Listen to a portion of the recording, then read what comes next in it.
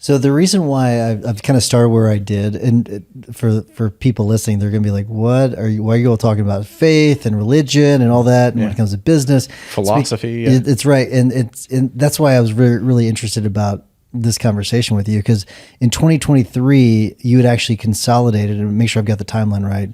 You consolidated your legal practice and then your leadership consultancy, and you put them all under one brand, and you got Counsel and Clarity.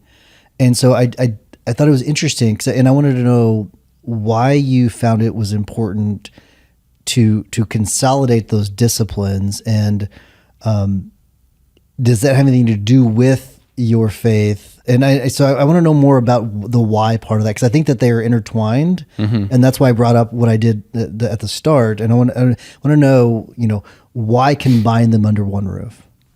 Well, it was practical.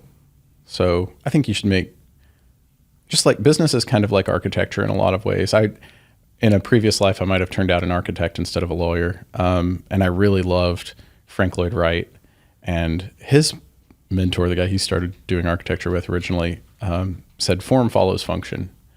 And I think that's true, and just as a principle, that good form should follow function. The form of my law practice follows the function of what I do for my clients. And I was finding over the years of practice, being a kind of a different lawyer, like I do preventive law for growth stage companies and smaller businesses as well, startups, even pre-revenue, right? And I help prevent their legal risks from becoming legal problems. I help improve efficiency, improve their profitability, improve their growth rates, all those things. And I found in doing that work that a lot of the problems that they encountered didn't start as legal problems. They started as leadership failures. So, failure to be self-led, self-directed, failures to lead virtuously, various other types of leadership failures would ultimately result in legal problems. So, if you're trying to solve a problem, getting at the root of it, not just addressing symptoms, but really like curing the underlying cause of the problem, I think is the most effective and ultimately most cost-effective thing to do. So I got into resilient leadership coaching. The catalyst for that was me having to reboot my life. I went through a big relationship change in 2021, and that was very difficult for me. Kind of burned me down to the basement level of my life, and I had to rebuild completely from that.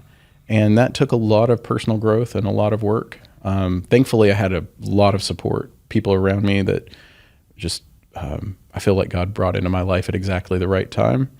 And so in doing all of that work and growing and learning and evolving, I took all the lessons in that period of my life and distilled them down to my book, Lead Again, A Modern Guide to Resilience. And that now forms the cornerstone thought leadership of the leadership consulting that I do for individuals and teams. But even before I had gone through all of that, I had been sort of, I don't want to say like coaching or doing counseling or anything like that, but I'd been having conversations at least as a trusted advisor with executives and business leaders and speaking to them about the challenges that they were facing,